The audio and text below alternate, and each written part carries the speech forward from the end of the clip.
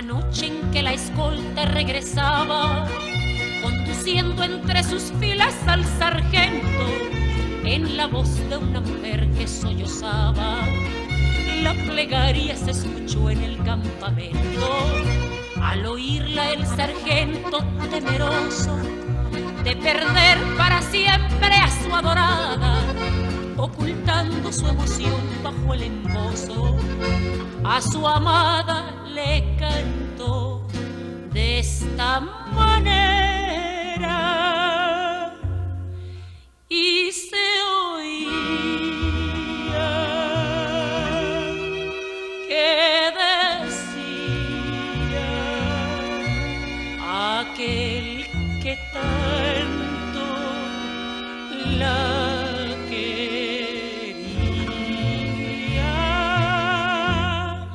si Adelita se fuera con otro, le seguiría la huella sin cesar.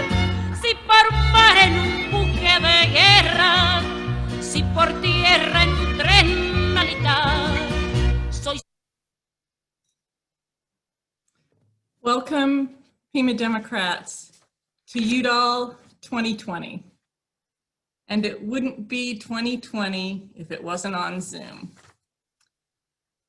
We usually hold this event at a venue owned by the Thana-O'odham Nation as a reminder that we are on Thana-O'odham land. We thank the Thana-O'odham Nation for being a sponsor this evening, and this evening we welcome Anthony Francisco Jr., who is a member of the Thana-O'odham Nation, to deliver an opening prayer for us this evening. Anthony is very active in Thana Indivisible, and he's very active in his community. He is a coach, a runner, and a father of 3 girls and a boy, a son. Welcome, Anthony. Thank you for having me.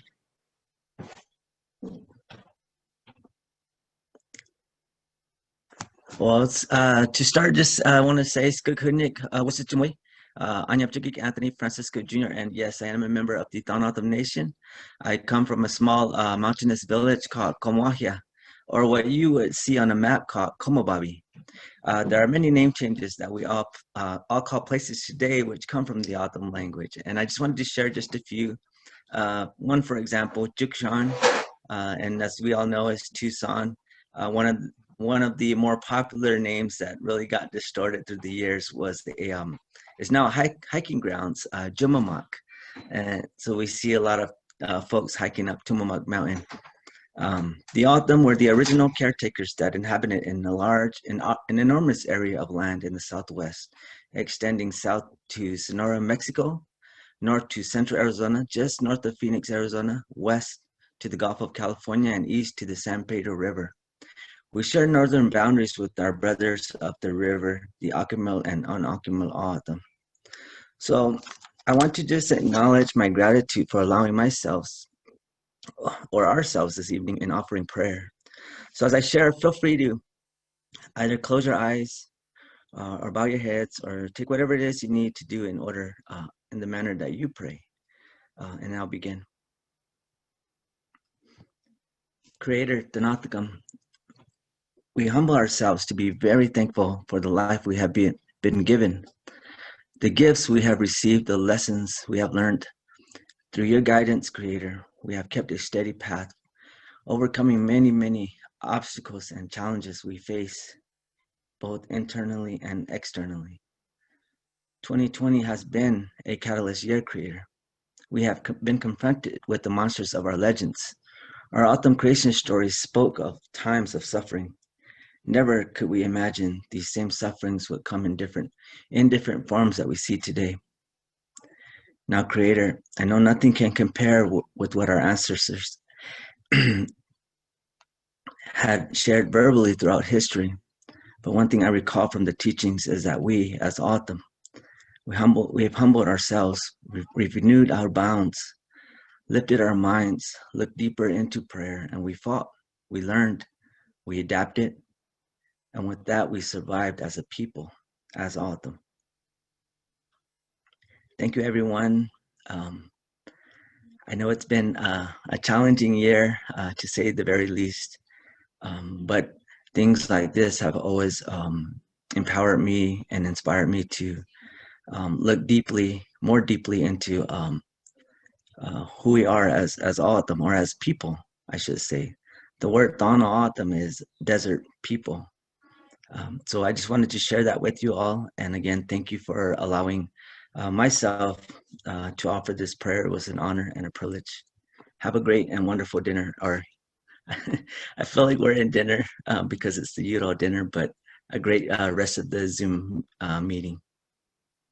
Thank you, Anthony. Thank you very much. That was lovely. I would now like to introduce a PC in LD10. Many of you know her. Mitzi Cowell will sing the Star Spangled Banner. Mitzi.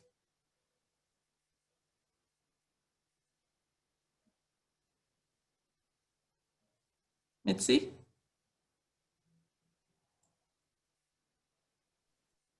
Hello? Hello, I think you're not on camera. Oh, no. Oh, no. Okay. I'm getting there. There you are. Here I am. All right. Can you hear me? All right, here we go. Feel free to sing along.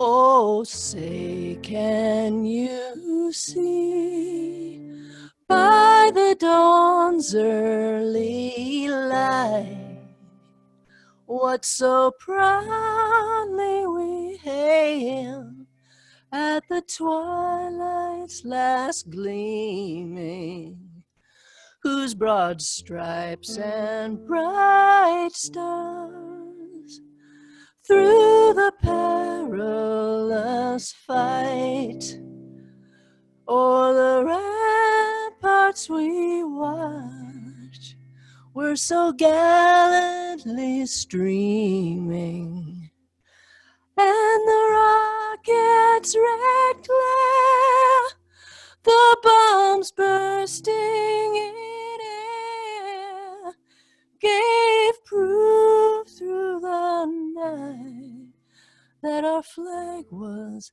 still there. Oh, say does that star-spangled banner yet wave o'er the land of the free and the home of the brave?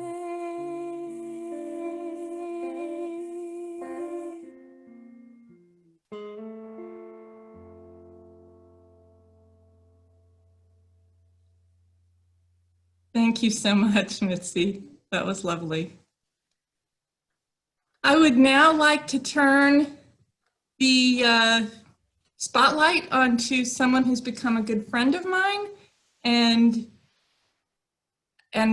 I will just introduce her right now. Felicia Rotellini, Chair of the Arizona Democratic Party. Felicia.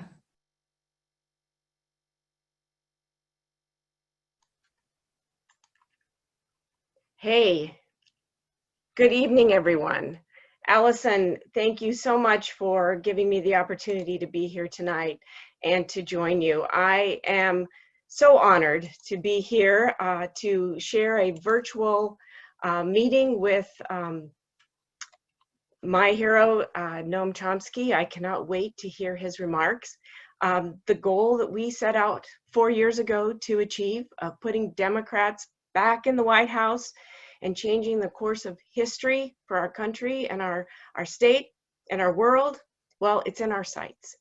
And the mountain is before us, and it's time to start that climb up the summit. And we know what climbs up summits look like and feel like. The journey has been full of twists and turns, and I'm telling you, 4 years ago, we couldn't have imagined what we've been through. From Black Lives Matter to a president telling white supremacy groups to stand by, to the pandemic crisis, to the last 48 hours that we've had. And in a normal election cycle, if there is such a thing, we would call this season crazy season. But truly, we have just experienced 4 very crazy years. And we have come together, different walks of life, philosophies, cultures, political parties, political beliefs, in one huge common goal. And since 2018, Arizona Democrats have increased our voter registration numbers to become the second largest voting group in Arizona. That's just one of the signs that even though in this virtual environment where we can't sometimes tell what's happening outside of our bubble, outside of our Zoom meetings, outside in other counties, we know things are changing and the numbers tell the story. Democrats since 2018 have roughly increased our voter registrations by 181,000. That's roughly 40,000 better than our Republicans. We've outpaced them. And Pima County, you have continued to outpace Republicans in voter registration like you always have. Now, the other great number that gives me confidence that we have been working hard and it's paying off is the primary turnout in August. Arizona Democrats and independents showed up and told us they are charged and ready to go and ready to vote for change. Comparing the 2016 and the 2020 state primaries, we had a 15% increase in Democratic turnout. That's really, really unheard of. And the turnout in 2020 compared to 2018 was 4% higher. And that was a record turnout in 2018. This year, in early ballots, 54% of independents broke for Democrats. So that tells us what we have been doing, our messaging, our hard work, our phone banking, and all of the ways that we have reached out to contact voters any way we can is making a difference.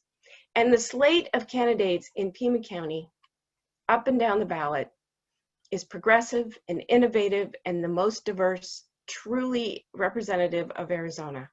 Pima County, you have always been our bright spot for Arizona Democrats. Not only have you been consistently our Democratic stronghold, the grip is getting even stronger. Chairwoman Alison Jones, under your leadership, you have raised more money and inspired more candidates. And an example of that is the very strong likelihood that when the votes are counted for the Pima County Board of Supervisors races, Democrats may not just have a majority, but also may have every single vote on that board. That is extraordinary. And recently, we know Ann Kirkpatrick has been moved from likely Democrat to solid Democrat win in her district. So congratulations, Pima County Democrats.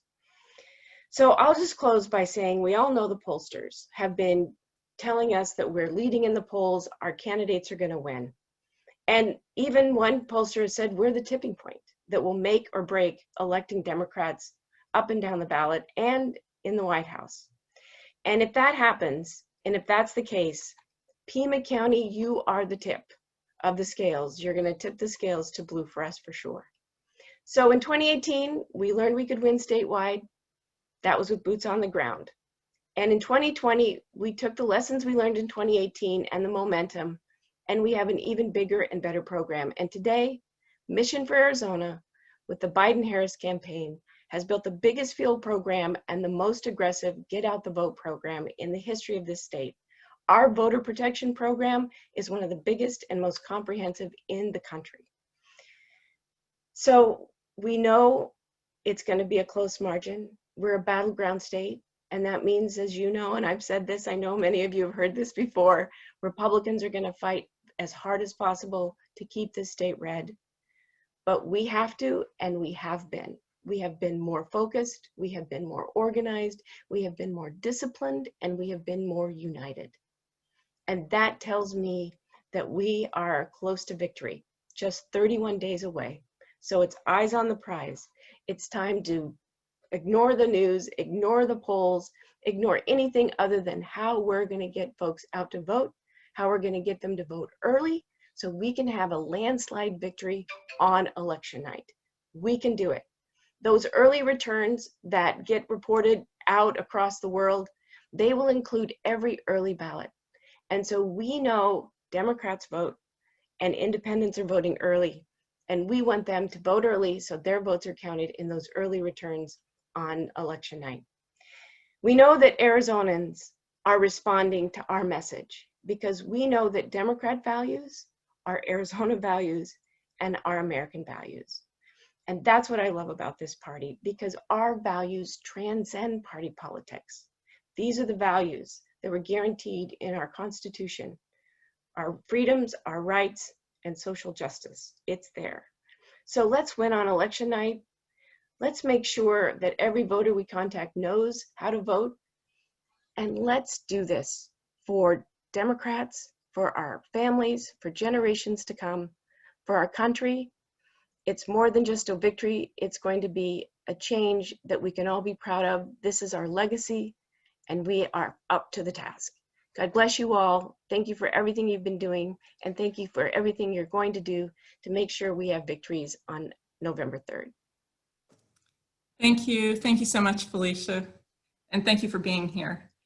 I'm going to move right through into our agenda. We have two videos I want to show. And Zoe, if you could just show one after the other. The first one is our Congressman from Congressional District 3, Raul Grijalva. And then right after that, you'll hear from Ann Kirkpatrick, our wonderful ally in CD2, who's been a Catalina Democrat. And every time I call her and ask for a favor, she's willing to help. So first, Raul Grijalva, please. Thank you, Pima County Democratic Party, for this opportunity to say something at the dinner. And of course, to the legacy of Mo Udall. All of us have Mo Udall stories that we tell, and how he influenced many of us. I remember when I first many years ago, got elected to the school board, Mo sent me a personal note congratulating me. I was 20 years old, 21. And he said on there, congratulations, what a great victory, look forward to working with you, etc., etc.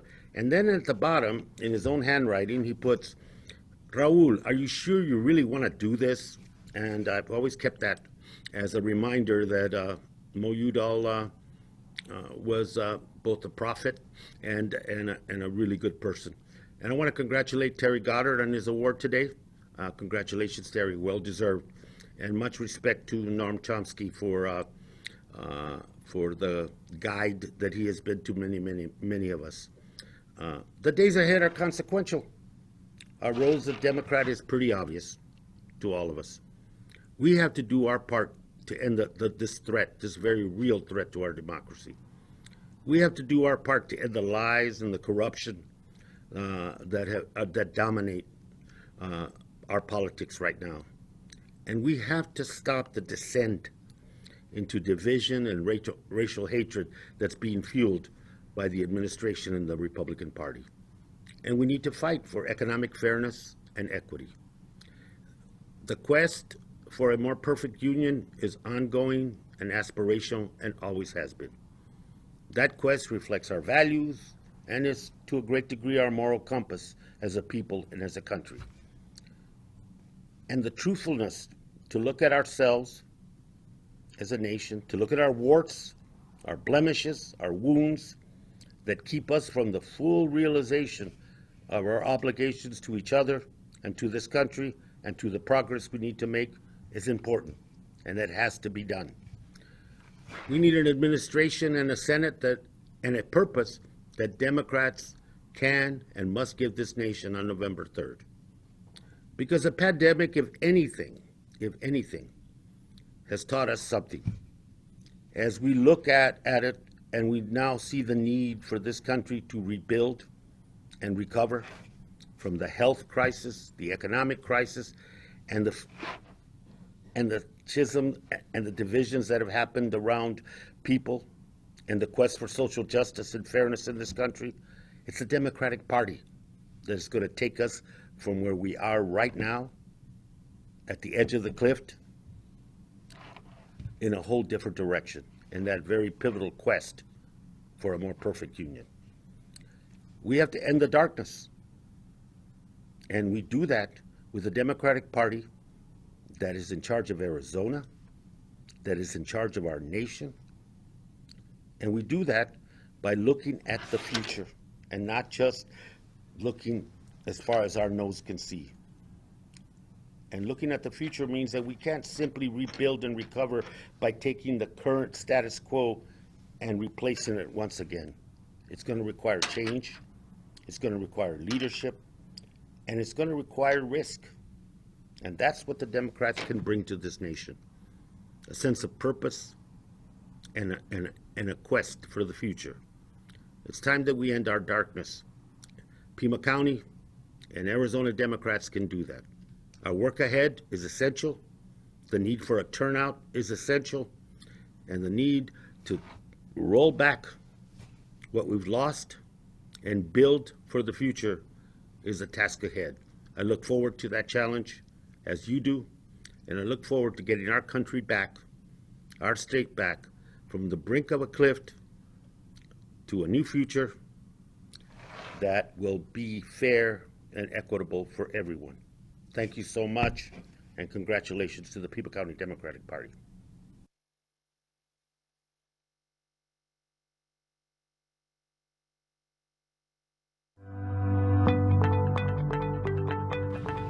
Hi, I'm Congresswoman Ann Kirkpatrick.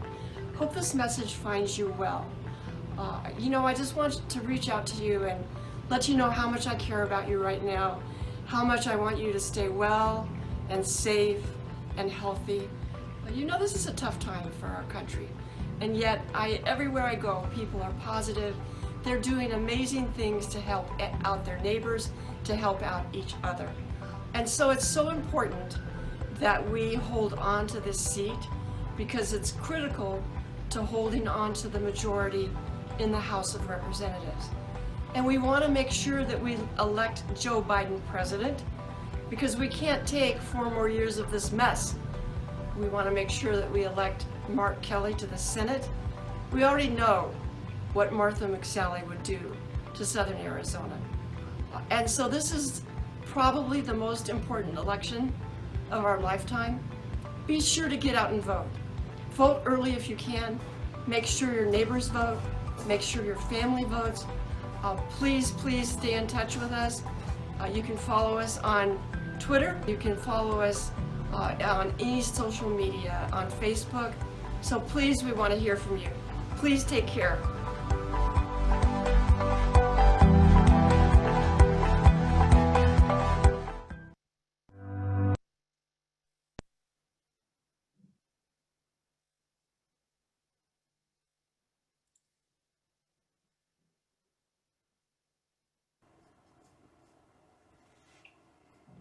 Thank you, Congresswoman Kirkpatrick and Congressman Raul Grijalva. I want to very quickly acknowledge the candidates and electeds we have here this evening. And please forgive me, I probably missed one, but I've been through the list many times, and I'm going to take them in no particular order. Our new county attorney, Laura Conover. Rosanna Gabaldon, LD2 House, running for LD2 Senate. Adelita Grijalva, running for Pima Board of Supervisors, District 5. Rex Scott, running for Pima Board of Supervisors, District 1. Gabriela Casares Kelly, running for Recorder. Kristen Engel, LD10 House, running for LD10 Senate. Andres Cano, LD3 House. Brian Bickle, County Treasurer. Catherine Ripley, our next PCC Governing Board in District 1. Secretary of State Katie Hobbs is here. My rep, Pamela Powers-Hanley, LD9 is here. Ravi Gravoy Shah is running for TUSD School Board. Paul Cunningham, City Council. Joanna Mendoza running for LD11 Senate. And I also want to remind all of you that Richard Elias was our host, our MC for this event last year, and we miss him very much. I have a brief statement prepared, and I just wanted to say that as Pima Dem's chair, I've been doing a lot of thinking about the political environment, where we are, how we got here, and where we're going. And I keep coming back to one memory that really haunts me, and you might remember it. When Trump and Hillary Clinton were debating, he was asked why people should vote for him. And he responded, "What do you have to lose?" And I laughed. but I was wrong. His answer was brilliant because the answer for too many people was, I have nothing to lose. There are a lot of people in this nation, in Arizona right now, with nothing to lose. And Trump's win was merely a symptom of that. Do you know there is a whole genre of videos on YouTube with literally millions of subscribers about how to live in your vehicle? Do you think these folks living in their cars care about social injustice associated with climate change? No. They're trying to figure out where they can park for the night without getting hassled. These are people who have nothing more to lose. And if you're a diabetic who can't pay for your medications, do you care about how Trump gave tax breaks to billionaires? No, you don't. You've already lost a leg and maybe your livelihood. You have nothing left to lose. And if you live in Flint, Michigan, and you still can't drink water out of your tap, do you really care that our national security is threatened by Trump cozying up to dictators? Of course you don't. You have nothing more to lose. Our election is exactly 1 month away. We have a lot of work to do until then, but when we win, and we will win, ladies and gentlemen, that is when the real work begins. It will be our job to support President Biden to institute the policies that fight racism and homelessness, that provide health care for all, that support workers and wages, that end crippling student debt, and that counteract the existential crisis that is climate change. And at the same time, we will hold the president and Congress accountable. We're all not doing all this volunteer work for nothing. And none of this is going to be easy, but there is a way to make it easier. Let's make this a nation of active participants, people invested in the future, people who vote. And how do we do that? We can't just do it by asking them. We need to do a million little things that will change their lives, from jumping from one crisis to another to lives of potential. And we can start here in Arizona by voting yes on Proposition 208. Let's adequately fund public education. It is the great equalizer. Let's make healthcare and prescription drugs more available. And the rash of impending evictions in Pima County that we're hearing about, that simply does not have to happen in the richest nation in the world. What I am talking about is repairing the damage to democracy that started 50 years ago. And if we fail to raise up enough Americans so that they feel invested in the success of this nation and of our planet, and mark my words, in 4 or 8 or 12 years, we'll have a president, Ivanka Trump. It is as predictable as the Tucson sunshine. There is an irrefutable triangulation of democracy, corruption, and equity that can't be denied. Either equity begets democracy, which prevents corruption, or the opposite. Corruption stymies equity, thereby weakening democracy. Democrats have spent a lot of time appealing to the center, including Republicans, in this campaign cycle. It's a strategy I'm not second guessing. But after the Republicans go home, back to rebuilding the steaming pile of wreckage that is their party, the long-term battle will be won with progressive policies that promote equity, prohibit corruption, and allow democracy to thrive.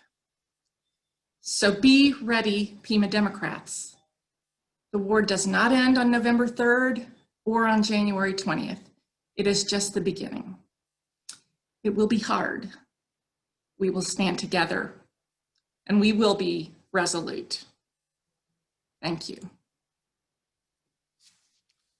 And now, ladies and gentlemen, I would like to introduce our Secretary of State, a woman who is going to be fighting for the integrity of our election, Katie Hobbs.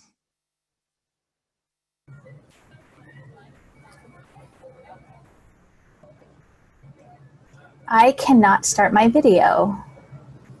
Oh, here we go. Okay. Well, good evening, everyone. I am Secretary of State Katie Hobbs, and I am so happy to join the Pima County Democrats at your most important event of the year, and especially happy to be introducing Terry Goddard, the Spirit of Arizona Award winner, who's being honored for his 40 years of service to the people of Arizona. Before I do that, I would like to express my continuing gratitude to the Pima County Democrats for all of your support. Don't think I've forgotten about your critical role in my narrow margin of victory 2 years ago. And as we sit here 30 days from the most important election in our lifetimes, the consequences of that victory have never been more clear. My office has made many improvements to make voter registration easier, and we are seeing record voter registration. We have increased outreach to disenfranchised communities, which is more important than ever as these same communities are the ones that have been disproportionately impacted by COVID-19. We have been focused on election security to ensure that Arizonans have confidence in the integrity of our elections. And we have been working day and night with county election officials for months to ensure that no voter has to choose between their health and safety and their fundamental right to vote. In this election, Arizona voters will have more options than ever to participate and to participate safely. You can learn about all of these options and the efforts that we're making at arizona.vote. Now to the man of the hour, the Honorable Terry Goddard. I think that I first met Terry and Monica in 2008 when I was the chair of the LD15 Democrats in Central Phoenix. He was still the Attorney General, and we went to Denver for the 2008 convention. Of course, I had known of and admired him long before that. When I was just starting out as a social worker in 1992, working primarily in the area of homelessness, Terry was the state director for HUD. His work, both as Phoenix's mayor and at HUD, laid the foundations for the infrastructure that currently exists for homeless services in Maricopa County, and we owe him so much for that. Terry was born and raised in Tucson. His dad, Samuel Pearson Goddard Jr., served as governor of Arizona from 1965 to 1967. His great-grandfather served as Illinois Secretary of State from 1857 to 1865. Terry attended Phillips Exeter Academy in New Hampshire and graduated from Harvard College in 1969. After an active duty tour in the US Navy, he returned to Arizona and earned his law degree from ASU in 1976. In 1982, he led a citizens initiative in Phoenix to replace the at-large city council elections with district elections. The measure enfranchised minority voters and put a Latino and African American on the council for the first time in a decade. Voters elected Terry mayor of Phoenix in 1984.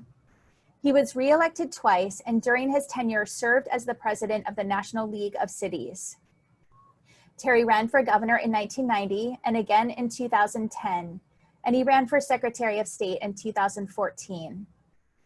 Terry served as Arizona's state director for the U.S. Department of Housing and Urban Development and was elected in 2000 to the Central Arizona Water Conservation District, which oversees the Central Arizona Project.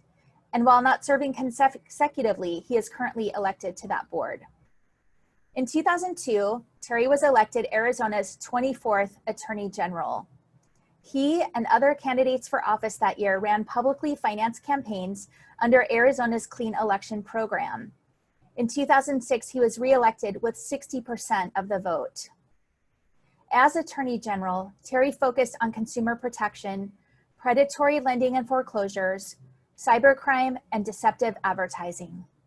He worked to reduce teen use of methamphetamine, and with Utah's Attorney General, to investigate and prosecute suspected polygamists in the neighboring communities of Colorado City, Arizona, and Hilldale, Utah. This led to the capture of polygamist leader and self-proclaimed prophet Warren Jeffs. A signature accomplishment during his tenure was an historic settlement with Western Union over the issue of wire transfers involving smuggled human beings. Terry also sued Second Chance Body Armor over alleged defects in the bulletproof vests used by Arizona police officers and Quest Communications for telephone slamming. One of his final acts as Arizona's Attorney General was to sue Bank of America over their foreclosure practices. Terry now serves as the chair of the Outlaw Dirty Money campaign, which would stop anonymous political donations. Unfortunately, the pandemic interrupted a promising signature drive to put an initiative on the November ballot, and Terry has petitioned the governor to count the signatures gathered in 2020 towards qualifying for the ballot in 2022. Although the unfortunate Citizens United ruling allows corporations to make political contributions, Terry reminds us that the court did not say that political contributions and ad sponsors could be hidden from the public. 8 in 10 Arizonans want to know who is behind ads to influence our vote. This cause is vital to our democracy, and Terry's determination to move forward deserves our gratitude and support. It is my pleasure to introduce the Spirit of Arizona Award winner, my friend Terry Goddard. Thank you, Madam Secretary, or should I say in this group of friends, Katie. It's a great privilege to have your introduction. Thank you. You had to go into extra innings there. Thank you very much. But this is the award that I just was pleased to receive virtually, or actually physically in the mail. Thank you, mail carriers. And I hope you can see it because it's a little bit transparent, like our politics should be. And it is the shape of Arizona and the Spirit of Arizona Award. And I am incredibly proud to receive anything that says it's in the spirit of Arizona, my favorite state. But I'm particularly proud to have it from my hometown Democrats and in the name of Mo and Stu Udall. Absolutely a privilege. You know, growing up in Tucson, the wisdom and the wit of the Udall brothers was part of the atmosphere, it was part of the deal, it was part of the privilege of being in Pima County. And I was in the middle of that and very, very proud to be part of it. I once called Mo Udall, Raul had a story, I have to give one as well. I asked for his endorsement. I was running for mayor of a city up north of Tucson. And he was very kind enough to say yes, he would endorse me, or he would oppose me, whichever would do the most good. And so I took that to the bank and of course was proud to have his endorsement. Wasn't it great, those of us who remember and those who've read about it, to have a presidential candidate who could inform, inspire, and amuse? One of my most treasured possessions is a signed copy of Too Funny to Be President. And I'm sure many, many of you here have the same. Mo led the fight, and Stu led the fight for environment long before that was a popular thing to do. And Raul Grijalva has carried on that tradition in Southern Arizona in estimable fashion. Mo led early on the fight for reform in Congress against the dead hand of the seniority system. And that kind of spirit of reform is something that I'd like to address here and thank Pima County Democrats for all that you've done to help the Outlaw Dirty Money Initiative campaign get signatures in the fight to get on the ballot. Our incredible leadership in Pima County, headed by Merrill Eisenberg and Amy Graves and hundreds of volunteers, did an absolute superb job, amazing job over the year that we were collecting signatures. But then COVID-19 was like hitting a brick wall. And even when the stay-at-home order expired, as Secretary Hobbs has just said, our volunteers said that they really responsibly could not go forward, not in their health or in the health of the community. They felt that we had to stop. And so we did, reluctantly. And now, however, I want to make it clear, you haven't heard the last of Outlaw Dirty Money. We have many legislative candidates who have pledged, and I'm very grateful to them for this.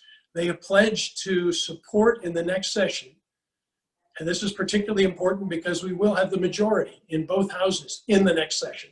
They pledged to support a proposition which would give a one-time exemption to allow the 300,000 signatures that I have locked away in a very safe place, the ability to count toward the 2022 election. I think that's a critical way to make sure that people, voters in Arizona, don't have to sacrifice their constitutional rights in order to protect the health and safety of our state. So that's an important part of our message right now. We're grateful to those legislators. We urge all of you, of course, to support them. And that list is on our website. But the fundamental thing this evening is that out of the chaos, out of the tragedy that has been the year 2020, we have a mandate, I believe, to make our democracy even better. To make sure that going forward, some of the mistakes, some of the problems that have been so clearly articulated on the streets of our cities are dealt with, and dealt with in a positive way. And that's something that I think the reform starts with getting rid of anonymous cash in our political system. That's just me. Hopefully you agree. But I'm very anxious, as you are, to hear Professor Chomsky on the way that America can do the job better and make our democracy stronger. I'd like to thank the Pima County Democrats for this honor. I'm truly, truly, truly glad to hear from my hometown in this way. I wish I could be there with you this evening. And thank you for all you do to ensure our most perfect union. Thank you tonight.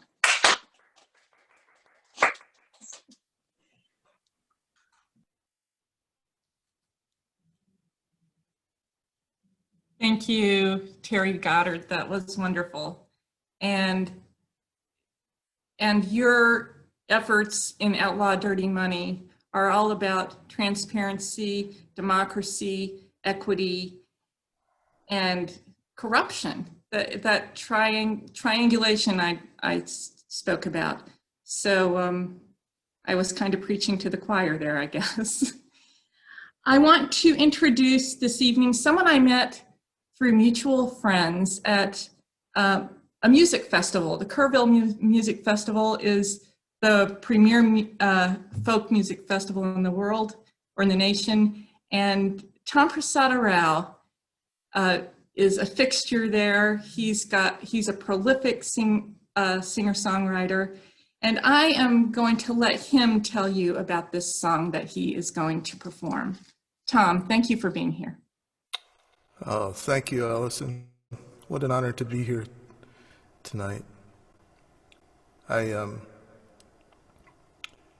went through a spell of going through chemotherapy this past summer, and spring and summer, and about the middle of May, or the end of May, I was kind of confined to a sofa for quite a while.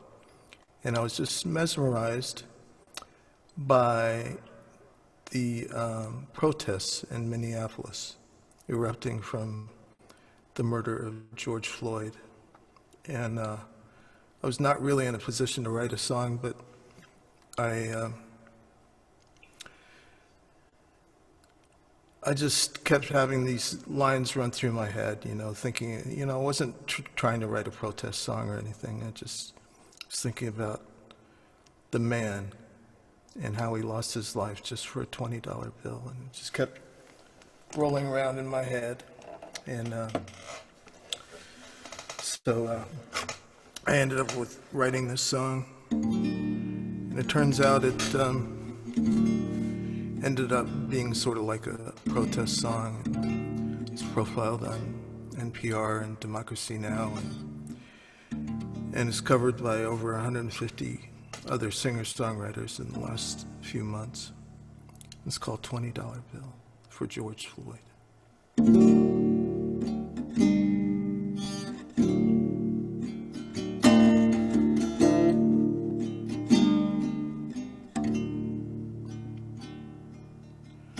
Some people died for honor. Some people died for love. Some people died while singing to the heavens above. Some people died believing in the cross on Calvary Hill. Some people die in the blink of an eye for a $20 bill. Some people go out in glory, yeah, with the wind at their back. Some get to tell their own story, write their own epitaph. Sometimes you see it coming, sometimes you don't know until you run out of breath with a knee on your neck for a $20 bill. Oh, brother, I never knew you.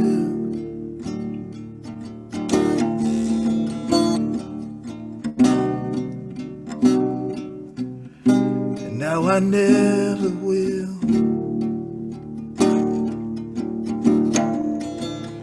Oh, but I make this promise to you.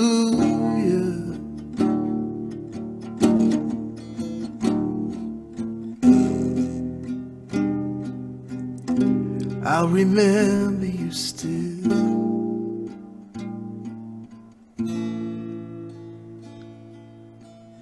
So now let this be our communion. It's time to break the bread. Do this in remembrance, just like the good book said. Sometimes you see it coming, sometimes you don't know until you run out of breath, knee on your neck for a $20 bill.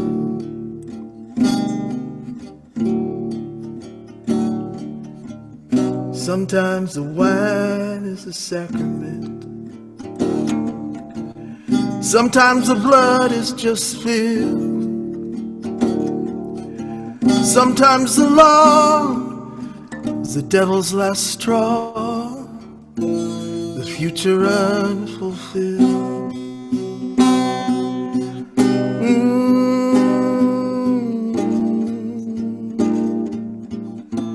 Like the dream they killed.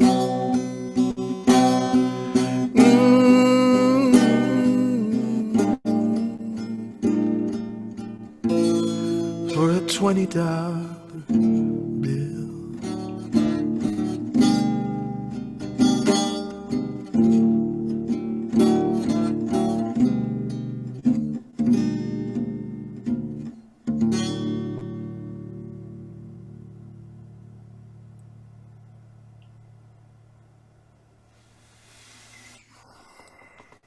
Thank you, Tom, for that incredibly beautiful and moving song. I don't know of any other work of art that could encapsulate the stakes of this election more poetically than what you just sung.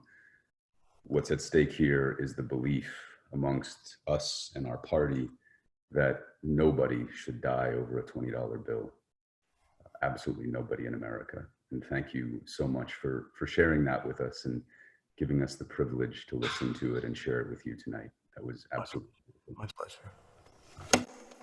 Hi, everybody. That's a very tough act to follow. My name is Joel Fineman. I am the second vice chairperson of the Pima County Party and the first vice chairperson of Legislative District 3. And I get the privilege of introducing our keynote speaker tonight.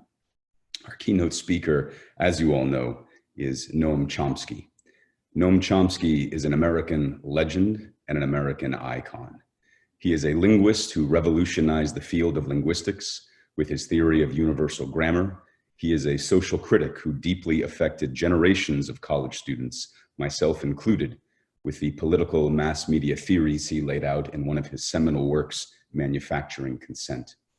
Dr. Chomsky is Laureate Professor of Linguistics at the University of Arizona, Institute Professor Emeritus at the Massachusetts Institute of Technology, and author of more than 100 articles and books on linguistics, politics, and US foreign policy. He is original. He is an iconoclast. He is a free thinker. And in the words of another American original who I adore, Hunter S. Thompson, Dr. Chomsky really stomps on the terra. In 1960, Dr. Chomsky wrote, "It is the responsibility of intellectuals to speak the truth and to expose lies." This is exactly what he has been doing for more than 75 years. I do not know what thoughts Dr. Chomsky will share with us tonight, but I have a feeling he will not let us rest on our laurels or hide behind simple partisan politics. Being a Democrat does not mean we are automatically good or automatically right, and I have no doubt Dr. Chomsky will remind us in this crucial history-making moment that we have greater responsibilities than just voting blue. It is my absolute, unadulterated, and utter fanboy pleasure to introduce you to a hero of mine since the very first time I heard Ronald Reagan speak, and I thought to myself, oh my God, what a crock of shit. Ladies and gentlemen, Professor Noam Chomsky.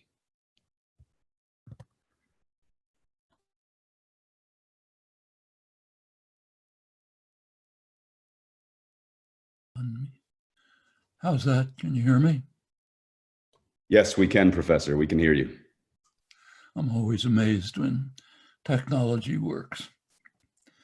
Thank you very much for your comments. In fact, thank you all. I've been listening with great appreciation to the words that were spoken, the musical interludes, but I do have one reservation.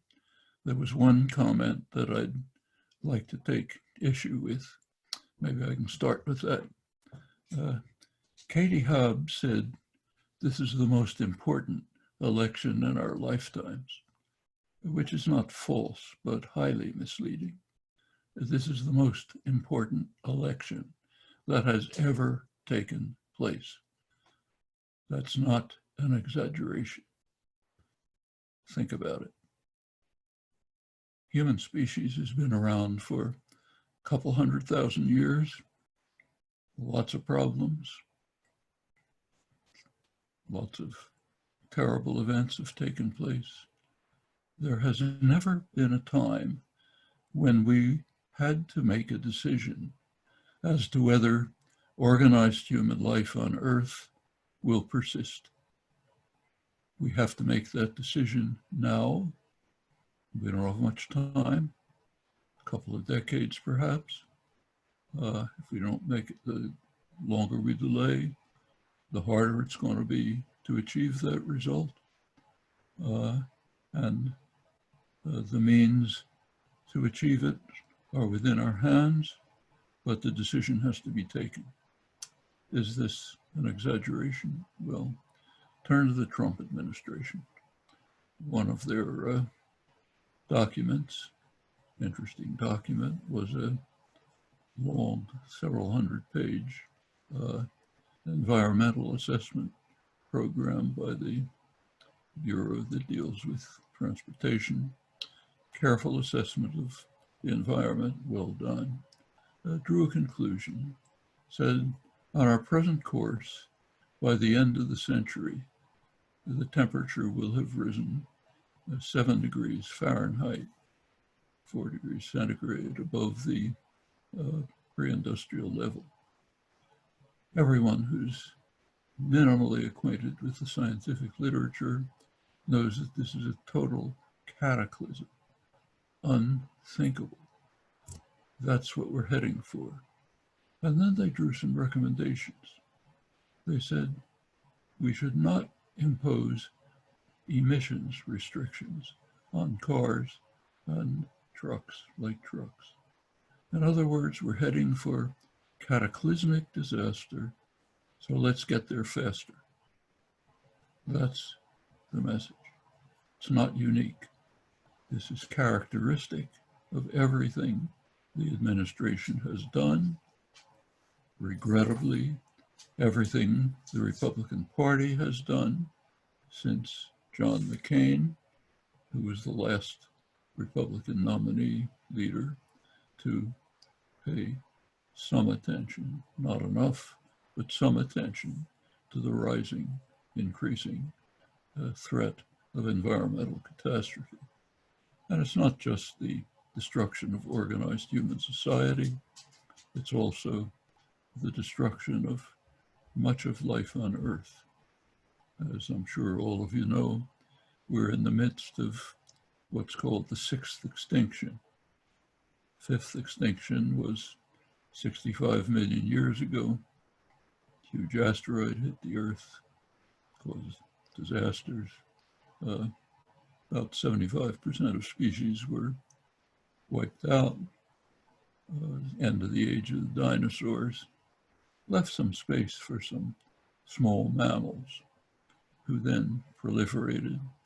They finally created a unique and rather special mammal, different from any other organism on Earth, namely us.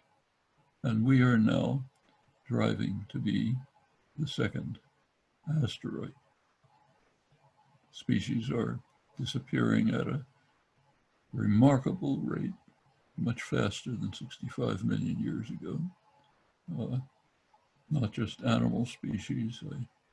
One of the latest science journals I read a couple days ago estimated that about 40% of plant life is disappearing. A lot of it is due to overheating of the atmosphere, what's euphemistically called climate change, should be called boiling of the atmosphere. A lot of it is due to other things like habitat destruction, grotesque agricultural processes and others. Same things happening all over. A couple of years, probably mid-century, the weight of plastics in the ocean will be greater than the weight of fish. Effect of this on food life around the Earth is inestimable. We're now approaching a point, a level of heat that was not reached. The last time it was reached with 125,000 years ago. At that point, the sea level was about roughly 25 feet higher than it is now. The gap between now and 125 years from now, 125 years ago, could be filled by the melting of the Arctic ice sheets. What's happening is shocking scientists, escalating. No one really knows exactly where it'll lead, but it is extremely menacing. All of this can be stopped by means that are achievable at a feasible cost with basically known technology, but it's not going to happen to ourselves. We have President Trump, who is dedicated to keeping his foot on the accelerator, to saying, let's get there as quickly as possible, because that increases profits for fossil fuel companies, big banks that lend to them. In other words, his primary constituency. He has two interests: keeping his primary constituency happy, super rich, corporate system, and his own personal prospects. That's it. What happens to the country, what happens to the world, doesn't matter. And regrettably, he's supported by a political party that has simply drifted off the rails. That's one reason why this is the most important election in human history. Nothing like it. Literally the continuation of organized human society is at stake. 4 more years of these policies might carry us to irreversible tipping points, in which case it's finished, or it will almost certainly move to the point where trying to deal with the imminent catastrophe will be far harder. It's still possible. 4 more years of racing towards disaster will make it extremely difficult, if not impossible. That's only one reason. There's another reason. You want to think about it? I think a good place to start is the best simple indicator that we have of the state of the world. I'm sure you're all familiar with it. Every January, the Bulletin of Atomic Scientists, main scientific journal, brings together a group of top scientists, other political analysts. They try to give an assessment of the security state of the world. They encapsulate this in what's called in the doomsday clock, certain number of minutes to midnight. Midnight means we're finished. It was set in 1947, wake of the atom bomb, 7 minutes to midnight. It's oscillated over the years depending on conditions. Ever since President Trump has been elected, the minute hand has moved towards midnight. This last January, the analysts abandoned minutes. I should say 2 years ago, it reached the closest point it had ever been. This year, they abandoned minutes, moved to seconds, 100 seconds to midnight. They gave 3 reasons. This is before the pandemic was understood. It had begun, but wasn't understood. And incidentally, though the pandemic is very severe, the world will recover from it at terrible cost, needless cost, particularly in countries with malevolent and incompetent leadership. 3 are at the top: United States, Brazil, and India. 3 countries with increasingly autocratic, anti-scientific leadership. The top, it's needless. We can see that from the experience of other countries which were in more dangerous situations, but where the political leadership cared enough about the population to take actions as soon as it was understood what the threat was. It was understood on January 10th. January 10th, China provided the world with the source of the what is now a pandemic, the virus, and sequenced the virus, gave all the information to virologists all over the world, World Health Organization. Those who cared to do something did so. The United States is a disaster, the worst disaster in the world, followed closely by Brazil and India. The countries in East Asia reacted very quickly. Even South Korea, which had a very serious epidemic, quickly contained it by measures that are easily available to us. They didn't even have to have a lockdown. Now things are pretty much under control. Same with Taiwan, same with Singapore, same with New Zealand, same with Australia, same with Vietnam, which has had barely any cases, even though it has a 1,400-kilometer border with South China.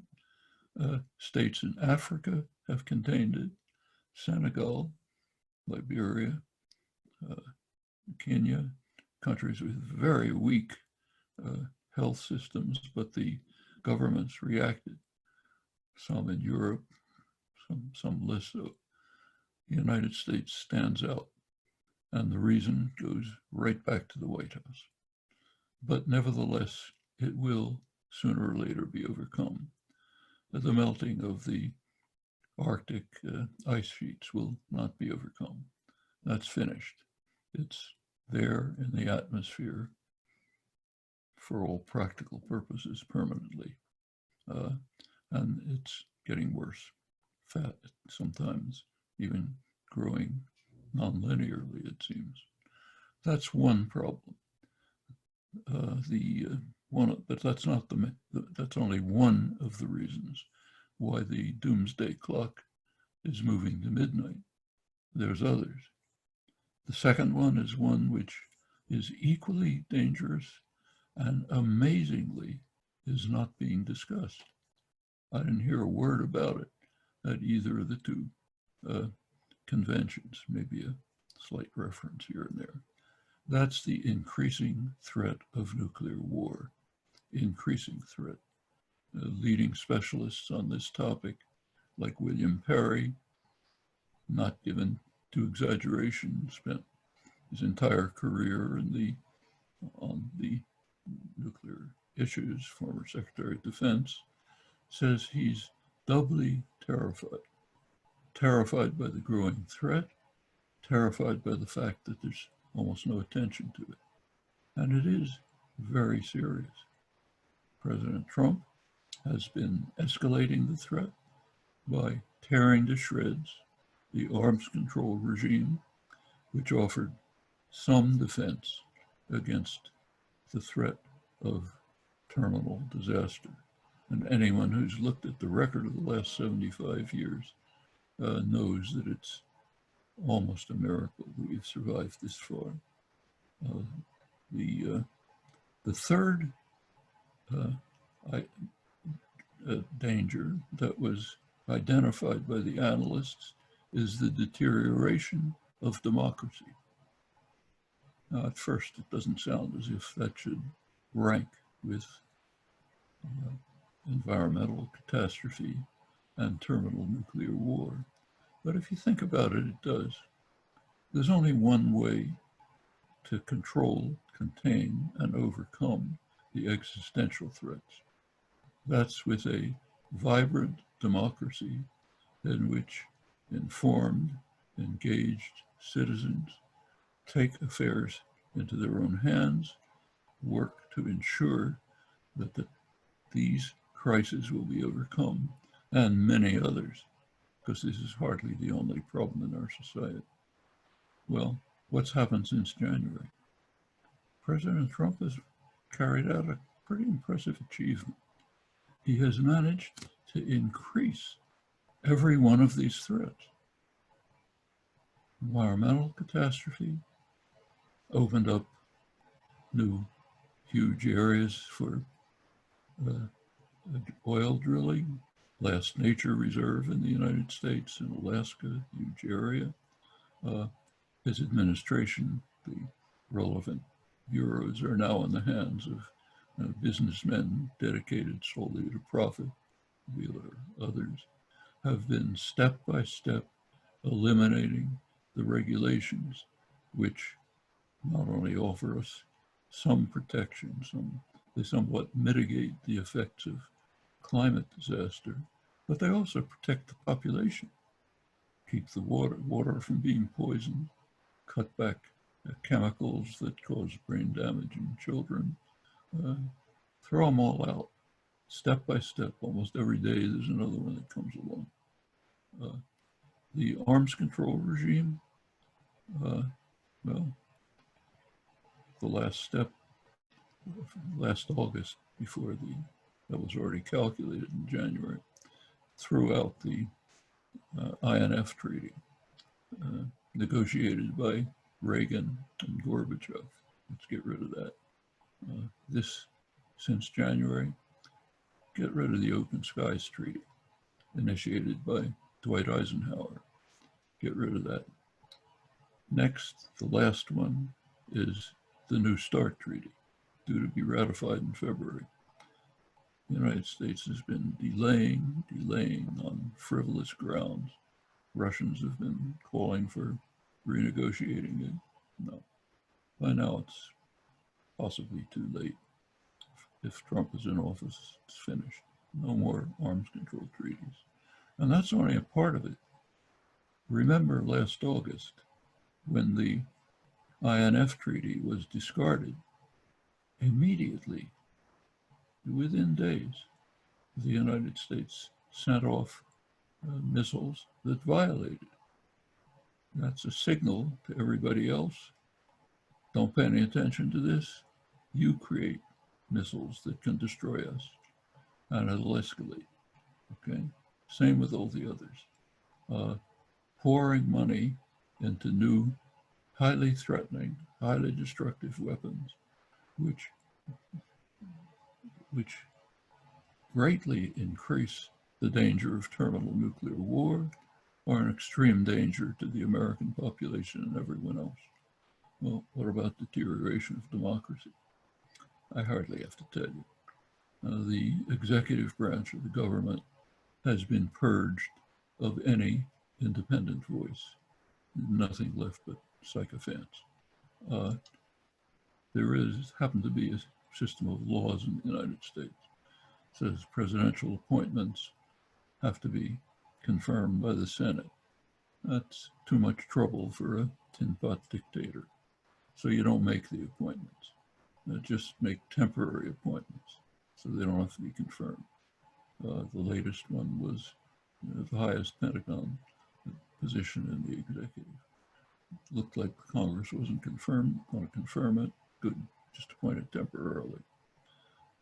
Senator Grassley, senior Republican senator, 89 years old, had spent much of his career developing a system of inspectors general to monitor executive offices, ensure that there's no corruption, malfeasance, and so on. They were beginning to look into the swamp that Trump has created in Washington.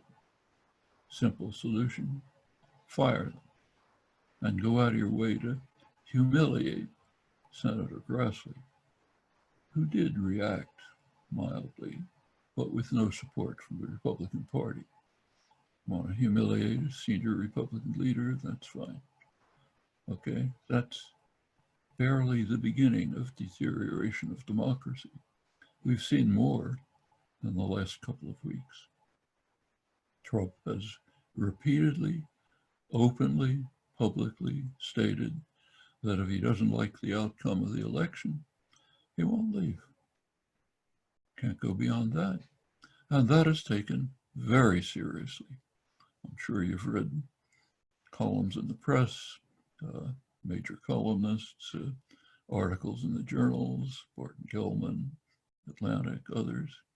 Two senior military officials, highly regarded senior officials, retired, General John Nagel, Lieutenant Colonel Yingling, released an open letter to the chairman of the Joint Chiefs, General Milley, reminding him, reviewing for him his constitutional responsibilities if the president refuses to leave office after losing an election.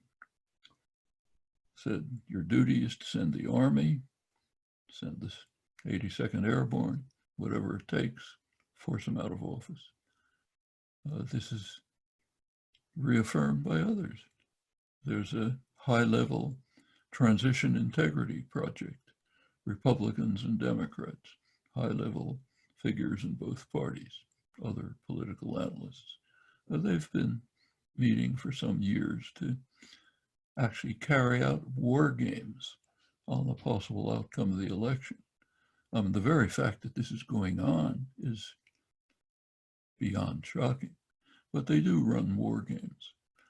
On every scenario, unless Trump wins outright, every other scenario leads to some form of civil conflict. You may have heard that I think just today, the orders were given for the Arizona National Guard to mobilize along with the Alabama National Guard to be ready to act to take care of violent civil conflict if after the election, and this is the only plausible form of civil conflict. Arizona's responsibility is the West, Alabama's the East. Things like that have never happened before. In the entire history of parliamentary democracy, I mean, there are a few moments like the Civil War and so on, but beyond really outlandish moments, there's never been anything like this. And that's the three major issues. Every one of them made worse. Well, that's what's coming up in November 3rd. The very fact that we're talking about who to vote for in this election seems to me a scandal. I mean, there has never been such a dangerous figure in political power. No one ever has been dedicated to destroying life on Earth. Why are the treaties being destroyed? Because Trump has one idea in mind. If there's a treaty, it's the worst treaty that was ever created. Let's get rid of it. I'll create the best deal was ever created. One after another, every one disastrous. The most recent one, a couple of weeks ago, was the COVAX consortium. There's an international consortium which is working on cooperation in developing a vaccine for the pandemic and working on distributional problems. How can we ensure that the rich and powerful don't just monopolize it and everyone else dies? And that's what they're working on. How well they're working, we don't know, but they're working on it. Trump helped out a couple of weeks ago by saying the United States is pulling out. We're not going to be part of that. It's an international effort, therefore it's the worst thing that ever happened, so we're going to pull out. Only one phrase in the vocabulary, wreck it, okay? That's the way to treat anything. In this case, what does it mean to pull out? Well, it means it's going to be harder to develop a vaccine. It also means if the vaccine is developed by others, the United States will be a laggard. So the American people are sacrificed again. Who cares? I'll look like a big shot. There was a pretext for pulling out. Pretext was the World Health Organization is involved. Now, Trump very naturally wants to destroy the World Health Organization. He has to find a scapegoat for the fact that he is responsible for killing tens of thousands of Americans.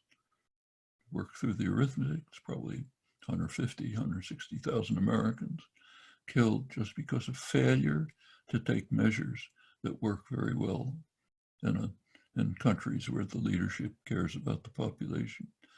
Can't face that, so we have to find a scapegoat. Who can the scapegoat be?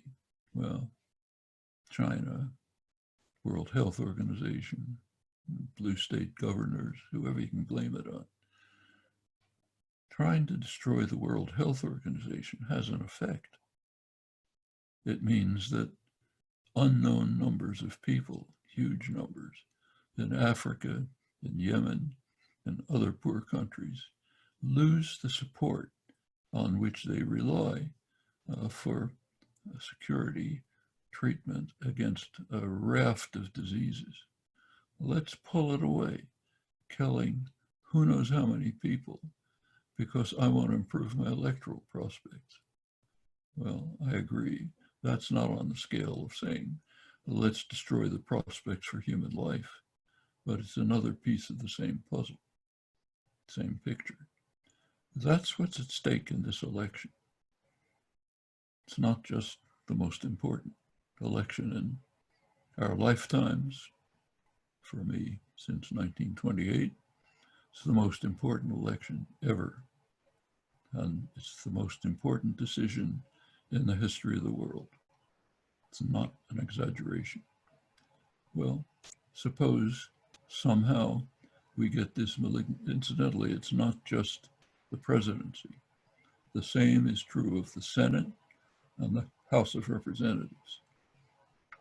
if they're in the hands of a party that is totally in Trump's pocket, that has drifted off the rails, that is no longer a normal political party, mainstream, sober political commentators, highly regarded, Thomas Mann, Norman Ornstein of the Conservative American Enterprise Institute, described today's Republican Party as a radical insurgency, which has abandoned parliamentary means. We see that constantly. Mitch McConnell's Senate, the Senate used to be called the world's greatest deliberative body. In Mitch McConnell's hands, it doesn't deliberate. It does nothing. The House sends legislative proposals. Senate doesn't look at them. They have two duties.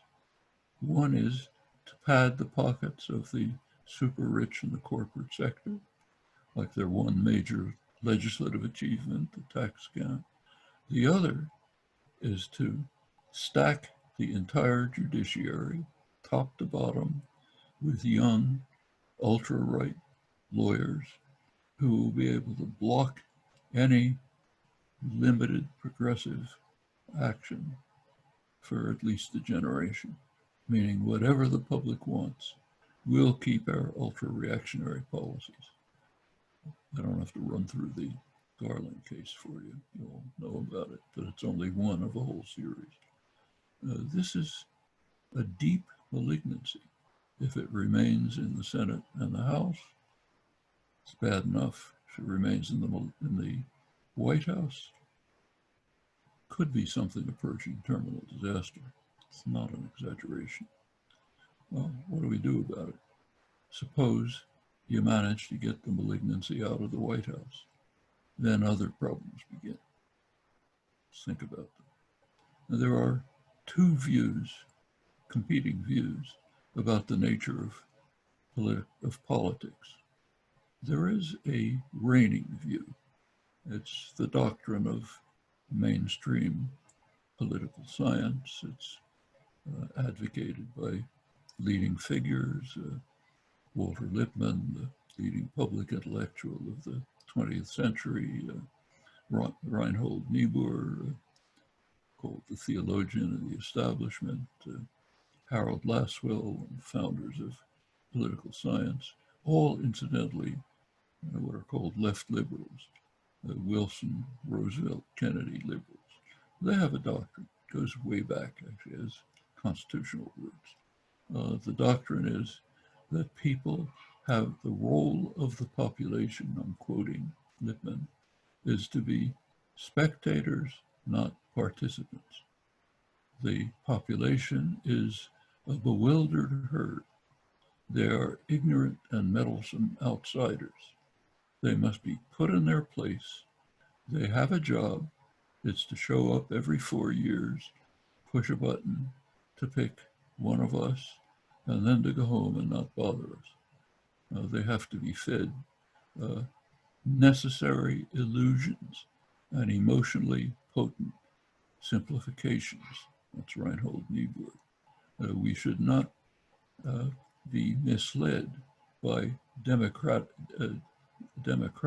dogmatisms about people being the best judges of their own interests. They're not. That's an illusion. We are the responsible men, the smart guys. So go back and you go back. You've done your job as a participant. Push the lever. Go back home. Don't bother us. As that was Lasswell. As Lippmann put it, the responsible men, that's us, have to be protected from the roar and trampling of the bewildered herd. That's you, me. We're the bewildered herd. Go home. We'll take care of things. On the side, you have corporate executives. Recently, they came out with a big manifesto saying, yeah, we realize we've done bad things in the past. Business Roundtable, this is, we've made some mistakes in the past, but don't worry, we've thought about it. I now understand those mistakes. We're now going to be working for you day and night, overtime. But just put your trust in us and go home. The 1950s, that used to be called the Soulful Corporation. Just put everything in our hands. We're going to take care of you. That's one view. The other view is that real politics means activism every day. You're constantly engaged in work, political work of all kinds. It could be anything from a political club to a labor union, to a school board, to the state legislature, to lobbying, to getting a street light up somewhere where you need it, whatever it is. Keep at it all the time. Community organizing, education, a whole range of activities. Every couple of years, an event comes along called an election. You take a couple of minutes, you ask, is there something at stake? If there is, okay, then you take another couple of minutes, push the lever in the voting box, get back to work. That's another conception of politics, very different from the mainstream one, okay? But the one that the people setting the doomsday clock are thinking of. That's the kind of democratic activism that can deal with the existential crises. And they're not going to end, even if we get rid of the malignancy in the White House. They're going to be there. There's a struggle inside the Democratic Party. It's pretty hard to find the details because it mostly goes on in secret, but you can see the effects. On the one hand, the base of the party, especially younger people, is increasingly becoming what is interestingly called radical in the United States. I'll come back to that word in a minute, but they're becoming radical, the Sanders movement. The DNC, the Clintonite, donor-oriented management of the party doesn't like that. And there's a struggle going on. If you've been watching things like the Democratic Party webpage and noticing the shifts up and back over the months, it's been interesting to see. You can see the symptoms of a struggle taking place. And that struggle is going to continue. What's it about? Well, take climate change. Under the pressure of real politics, that is day-to-day activism, Biden and Harris took fairly decent steps towards a program that might begin to deal with the climate catastrophe. It was on the webpage for a while, then it disappeared. Something else came. But it was not a bad program, not good enough, but much better than anything that's been there before, much better than most countries, could be pushed forward to the kind of Green New Deal that we actually need for survival and that can be implemented, not out of range. Well, that battle's going to continue. The activists, if the activists follow the rules and say we're spectators, not participants, you know who's going to win. And it's not just that issue. Take Bernie Sanders' programs, which are called radical. Liberal commentators in the press say, nice ideas, but too radical for the American people. What are they? You know what they are. His main program, which he was hammering on over and over, is universal health care. That's called too radical for the American people. Just step back for a second. Can you think of any other countries that have universal health care? I mean, can you think of a country that doesn't have it? Pretty hard. It's everywhere. To our north, to our south, a couple of miles to the south of us, all of Europe, everyone has it. Too radical for the American people? Is that what polls show? Hardly. polls you have to take pretty cautiously, but consistently they've been calling for health as a human right. Not long ago, I think was late Reagan years, polls asked the question, should health care be in the Constitution? 70% of Americans said universal health care should be in the Constitution. 40% said it's already there. The background assumption is if anything is obviously right, it must be in the Constitution. And there are other polls up and back, you know, pretty much showing that Americans want to be like the rest of the world. We don't have to accept the idea that being like rising to the level of the rest of the world is radical. It's not. It's absolutely centrist. It's claimed that it'll be too costly. It's a very interesting calculation. It'll actually save huge amounts of money. American healthcare costs are an international scandal, twice the level of comparable countries, some of the worst outcomes. The difference will be, instead of pouring the money into the pockets of the insurance industry, financial institutions, you'll be putting them into taxes to the general public, which under a democratic system could use them for a decent purpose.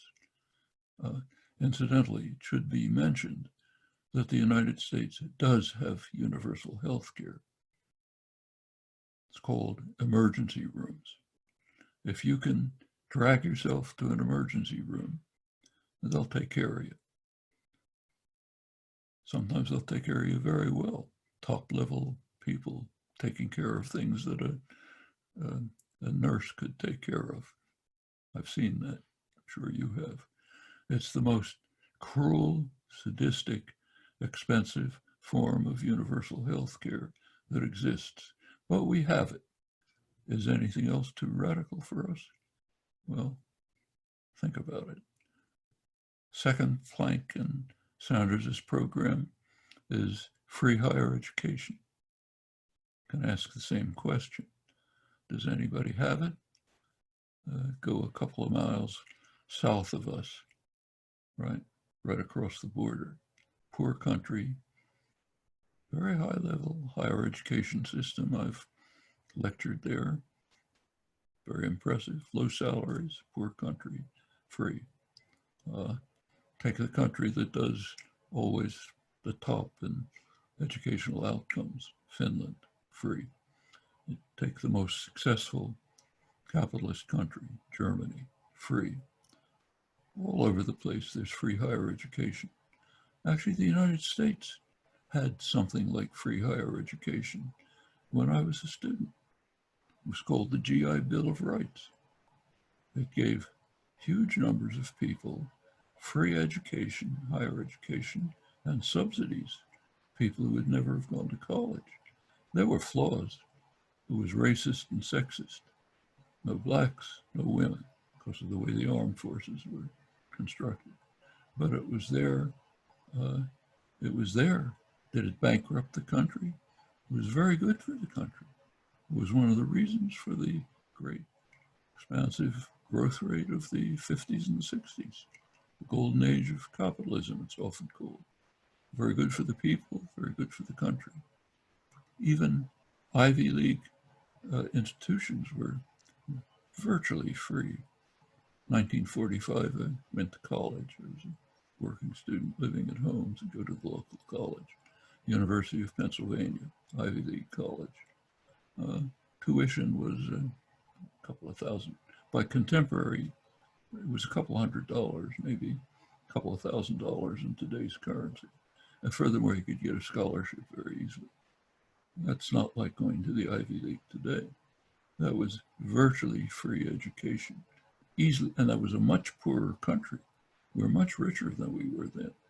All of these things are very much within reach, just like solving the problem of environmental catastrophe, nuclear war, destruction of democracy.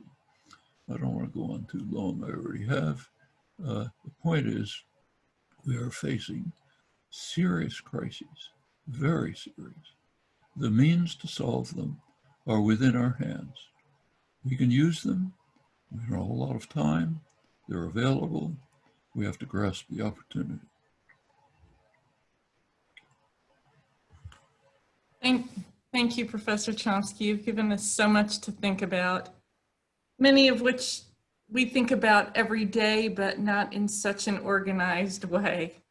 And yes, this is the most important election in history. There's no question about it. And we are working so hard. Everyone attending here this evening is working so hard.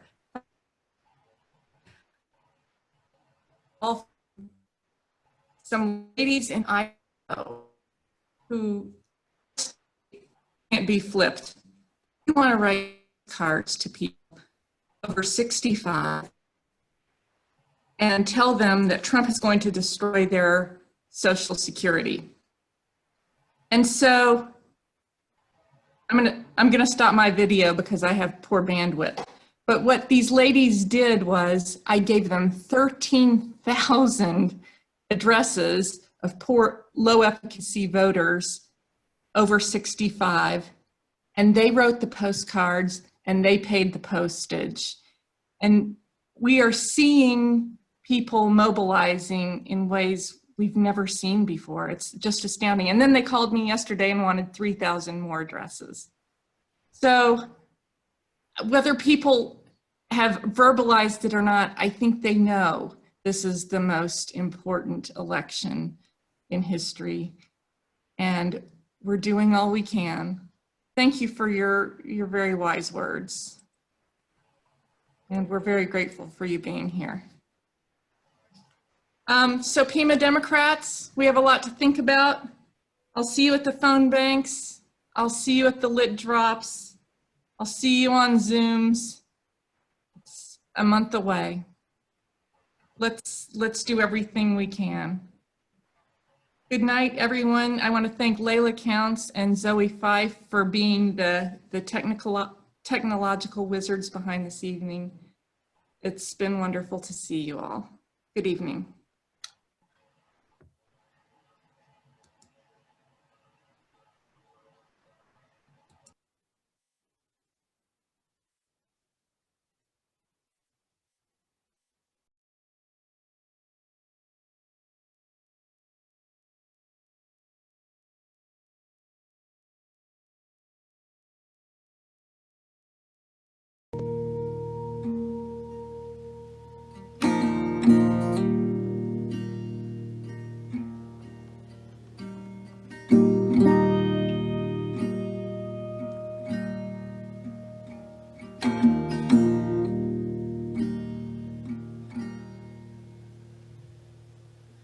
Some people die for honor. Some people die for love.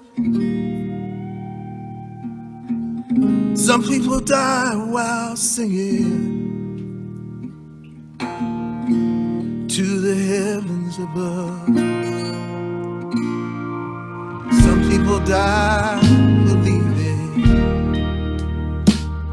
in the cross on Calvary. Some people die in the blink of an eye for a $20 bill.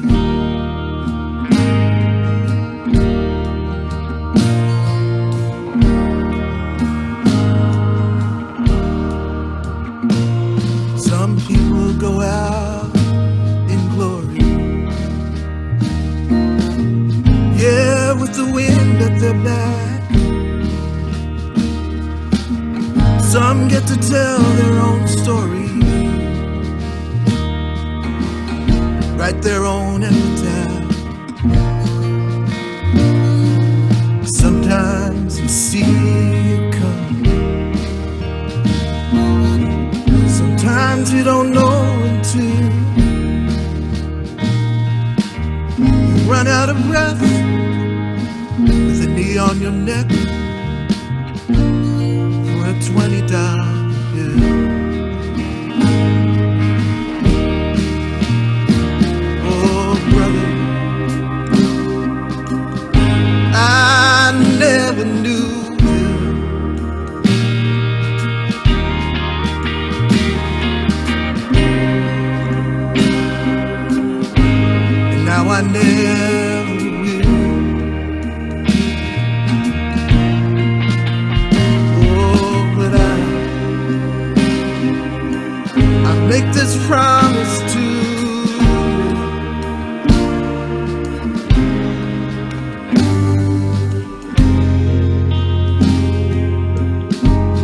remembers today.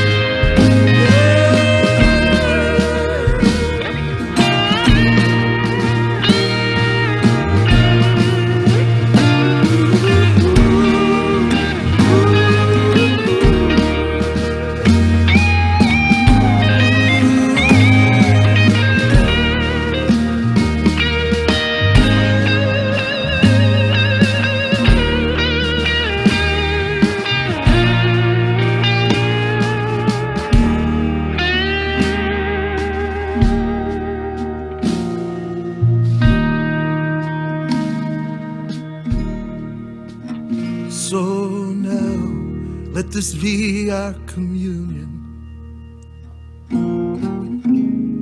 It's time to break the bread. Do this in remembrance, just like the good book said.